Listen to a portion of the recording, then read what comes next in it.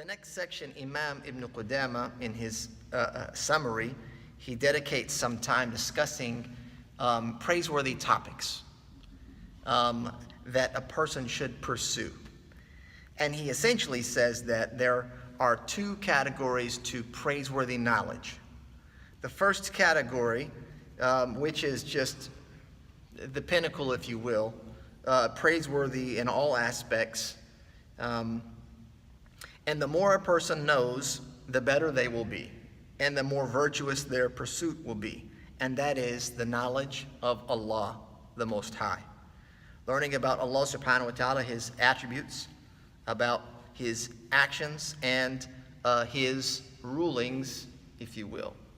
And this is something that we are covering in parallel sessions, or I should say on Tuesday, with the golden pendant.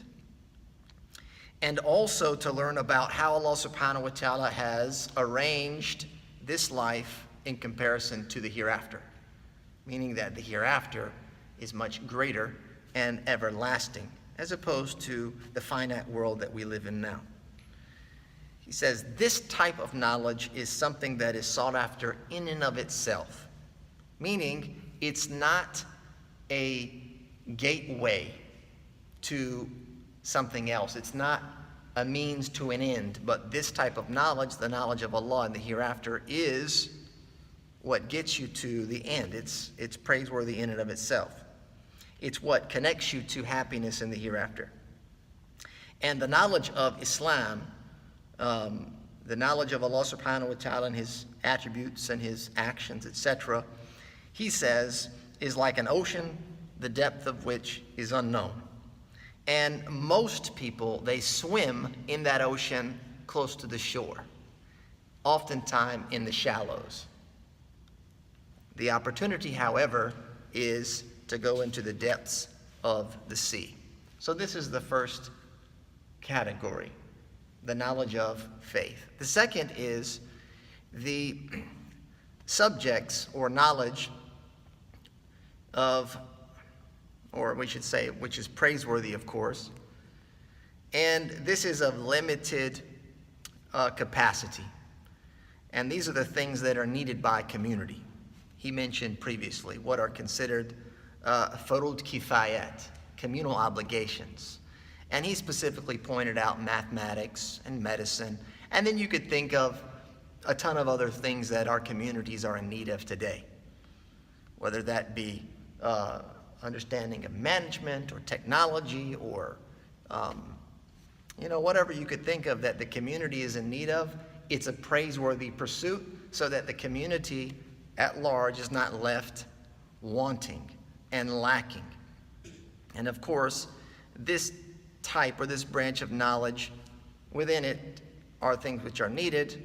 There are of course, certain restrictions in those fields of knowledge, and there's also subjects and topics that you can also go very deep with and very detailed.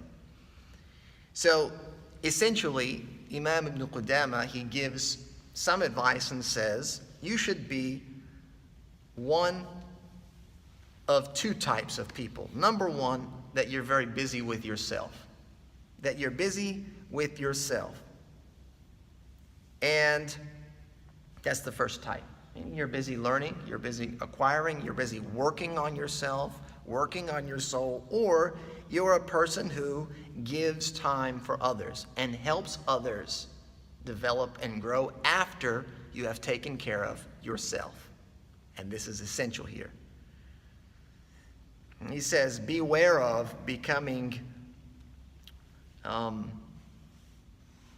overwhelmed with helping others, and you have forgotten your own self, right? Looking out for the development and rectification, if you will, the guidance of others, and you yourself are lost.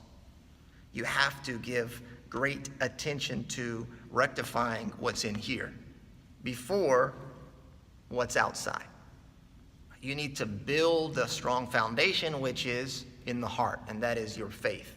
Your faith in Allah subhanahu wa ta'ala before you can begin to rectify the outward appearance. And what that essentially means is your manners. It's not just talking about the way you look and how nicely your mustache is trimmed or the type of clothes that you wear, but the beauty of a person is found in their manners and their character.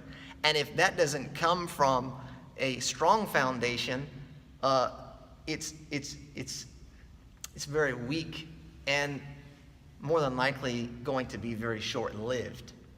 That you will be able to beautify yourself outwardly with good manners for some time until eventually the true self comes out. Or it is that you're able to do it in some circumstances and not in others, because it's not based on the inward purity that you have worked so hard at achieving. And this is something that will come in greater detail in an entire dedicated section of the book. Then he goes on and he says, if you complete that, then you should not be overly busy with those furud al-kifayat, right? Those communal obligations. Essentially, you don't want to sacrifice pursuing knowledge of faith for the communal obligations, the secondary subjects and topics. There are many people that this is their mode of operation.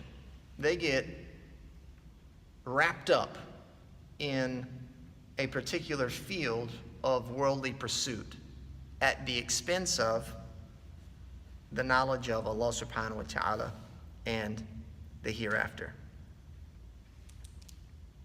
And of course, this is, he says, a very foolish pursuit. It's like a person, this is a great example, it's like a person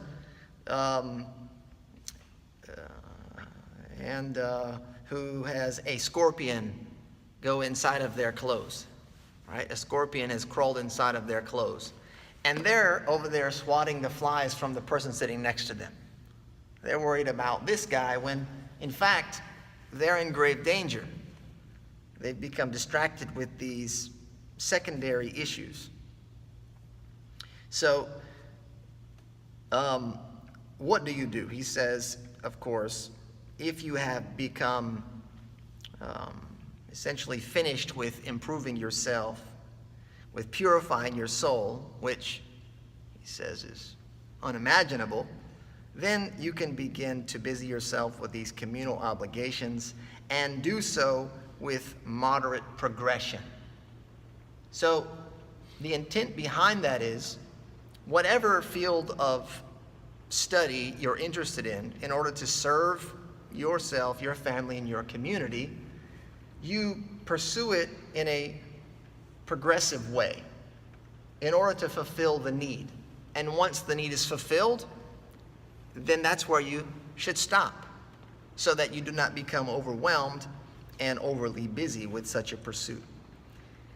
When it comes to the purely praiseworthy subjects, he says you begin with the Book of Allah. You begin with the Quran. And then you begin with the Sunnah of the Prophet ﷺ. You study the sciences of the Quran, like tafsir, looking at the abrogated verses and the verses that came to abrogate verses. You look at the very clear verses versus those verses that are ambiguous. Those types of subjects. And the same thing goes for the hadith of the Prophet ﷺ. There are certain hadith that are similar in nature. They're very clear. There are those that may be ambiguous. There are those that came to abrogate certain hadith, etc. And then you can begin to pursue secondary religious sciences like fiqh, the study of the halal and the haram, the do's and the don'ts, the principles that help dictate that. And then the various other sciences that have some type of connection to your religious pursuits.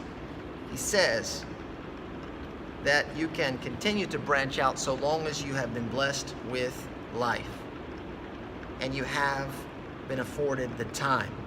You should not invest all of your life in one particular field of study,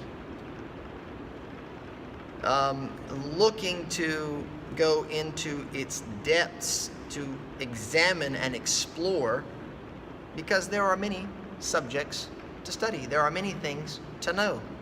And your life is very short. And these topics, these subjects, they are all tools which are used to achieve the end goal. And everything that is used to achieve an end, it should not become the ultimate target.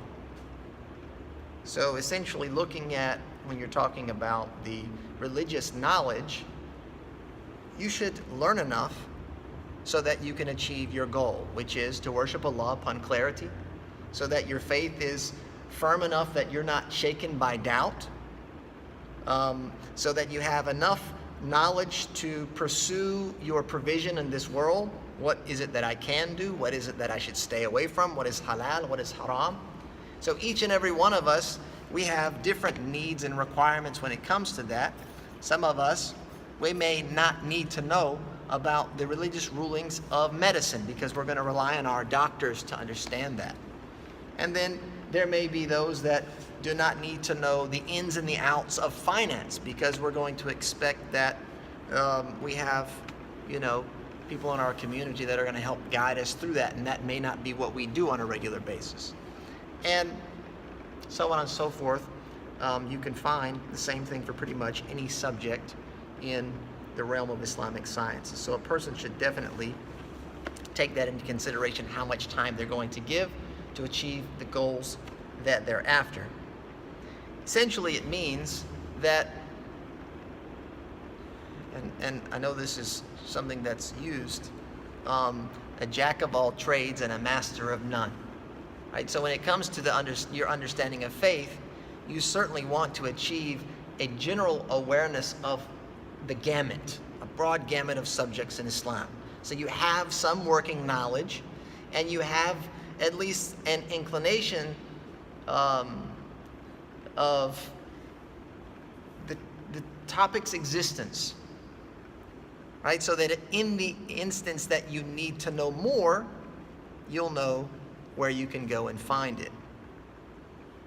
To conclude this session, the Imam, he dedicates a short paragraph to talking about knowledge which is not beneficial. He says that the knowledge which is not beneficial, and essentially it's a person who does not benefit from the knowledge they have. He says, argumentation with the intention to defeat and to brag and to boast. This is the spring of loathsome manners.